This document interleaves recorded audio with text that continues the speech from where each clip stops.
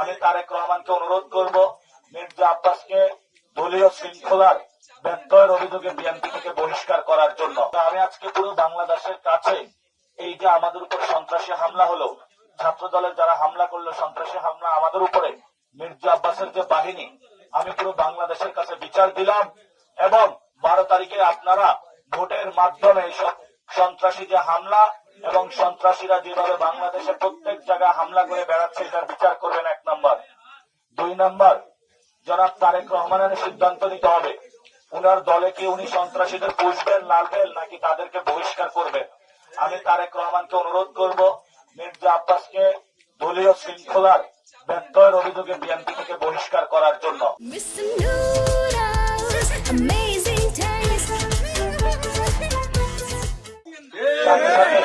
আরেকটি বিষয় আমি বলবো, আজকে বেগম জিয়ার সাথে আমি পার্সোনালি আগে দেখা করেছিলাম, উনি আমাদেরকে দোয়া দিয়েছিলেন।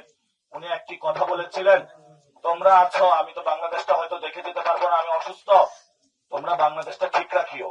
উনি আমাদেরকে এই কথাটা বলেছিলেন।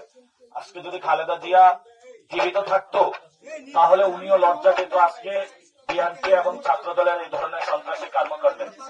আমি আপনাদের কাছে আমি কিছু বলবো না, আমি ঢাকা আকাশনের ভাই এবং বোন এবং বাংলাদেশের সকল মানুষের কাছে বিচারটা রেখে গেলাম।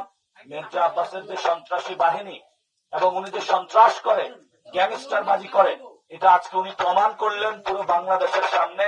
এটা বিএনপি প্রশাসন এবং বাংলাদেশের মানুষের খাতে আমি উনার বিচারের ভার ছেড়ে দিলাম। শহীদ উসমান হাদি ভাই বলেছিল যে উনার বিচারের কথা, আজকে যদি ওনার বিচার হতো তাহলে এই ধরনের দুঃসাহসিক কর্মকাণ্ড তারা করতে পারত না। আমরা মনে করি বিচারহীনতার সংস্কৃতির মধ্যে রয়েছি। ইলেকশন কমিশন আজকে দেখছে এবং তারা উল্লাস করছে একটি দলের পক্ষে। তারা আমাদেরকে একটি খালি মাঠে ছাড়ি দিয়েছে যেখানে আমাদের কোনো নিরাপত্তা নাই। আমরা ইলেকশন কমিশনকে বলবো, সুষ্ঠু নির্বাচনের দায়িত্ব আপনাদেরকে দেওয়া হয়েছে, আপনারা একটি সুষ্ঠু ইলেকশনের দিকে যান। আমরা সহযোগিতা করতে চাই। এর মধ্যে আমরা খোঁজ পেয়েছি 50 জন প্রার্থী ঋণ খেলাপি এবং দ্বৈত নাগরিককে অনুমোদন দিয়ে বাংলাদেশের মানুষ ভোট দেওয়ার আগেই ইলেকশন কমিশন তাদেরকে সংসদে পাঠানোর ব্যবস্থা করেছে। এবং বাংলাদেশে এই গণ অভ্যুত্থানের পরে প্রথম বাংলাদেশে যেই দুর্নীতির কাজটা ইলেকশন কমিশন করেছে, এটা বাংলাদেশের জন্য একটি লজ্জা। তারা মানুষ ভোট দেওয়ার আগে হলো গোল দিয়েছে। এখানে উপস্থিত আছেন আমাদের দলের প্রধান জনাব নাহিদ ইসলাম, তিনি সেই 1 দফার ঘোষণা করেছিলেন এবং সেখানে বলেছিলেন যে ফেসিবাদী ব্যবস্থার বিলোপ। ঢাকা 8 আমি যেটা দেখেছিলাম, এখানে সন্ত্রাসী, চাঁদাবাজি, দুর্নীতি সবকিছু আছে, শুধু ব্যক্তির পরিবর্তন হয়েছে, আরেক ব্যক্তি এটা টেক ওভার করেছে। আমি নাসিরউদ্দিন যতদিন জীবিত থাকবো, আমি এখানে জনগণ আমাকে যদি সুযোগ দেয় তাহলে আমি কাজ করব। আর যদি ভোটে আমি জয়ী না হই তারপরেও আমি ঢাকা 8 কোনো সন্ত্রাসীর ইনশাল্লাহ রাজত্ব রাখবো না। এটা বাংলাদেশের সামনে আমার কমিটমেন্ট।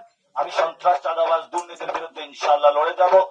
এবং আজকে এখানে আমাদের ঢাকা 8 আসনের আসন পরিচালক পল্টন থানার আমির জামায়াত ইসলামের শাহিন আহমেদ খান, ওনাকেও অনেক আঘাত করেছে, ভাইরা রক্ষা করেছেন, ছাত্র শিবিরের ভাইরা, ছাত্র শক্তির ভাইরা, আপনারা দেখেছেন অনেককে আঘাত করা হয়েছে। এখন আমি আপনাদের সামনে নামগুলো বলবো, তারপরে জনাব নাহিদ ইসলাম কথা বলবেন। আজকে সন্ত্রাসী হামলা যারা নেতৃত্ব দিয়েছে, আসাদুজ্জামান মাসুদ ভুঁইয়া সাবেক আহ্বায়ক, হাবিবুল্লাহ বাহার ছাত্রদল, শাহিদিন মল্লিক সাবেক আহ্বায়ক সদস্য ছাত্রদল, শরীফ সাবেক যুগ্ম আহ্বায়ক ছাত্রদল হাবিবুল্লাহ কলেজ ইউনিট, শাহিন খান উনি হলো প্রশ্ন পাশে হলে বহিষ্কার হয়েছে, উনিও আজকে নেতৃত্ব দিয়েছে, হায়াত জিয়া আশরাফি আহ্বায়ক সদস্য ছাত্রদল, এবং এরও কারো ছাত্রত্ব নাই। আমাকে যারা রিসিভ করেছে ওদের সবার ছাত্রত্ব ছিল। এবং এটার যে আজকে মাস্টার প্ল্যানের যে নেতৃত্ব দিয়েছে উনি মির্জা আব্বাসের ভাগিনা আদিত্য।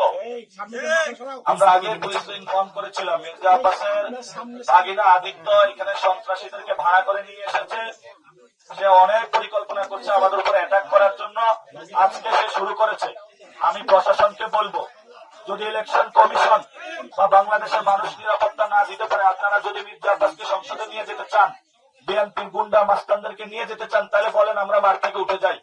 যদি ভোট হয়, আসলে আমরা গণতন্ত্রে যেতে চাই, আমি বিএনপিকে বলবো, আপনারা যদি সত্যি শহীদ জিয়া এবং খালেদা জিয়ার পথে থাকেন, এইসব সন্ত্রাসী কর্মকাণ্ড বন্ধ করেন।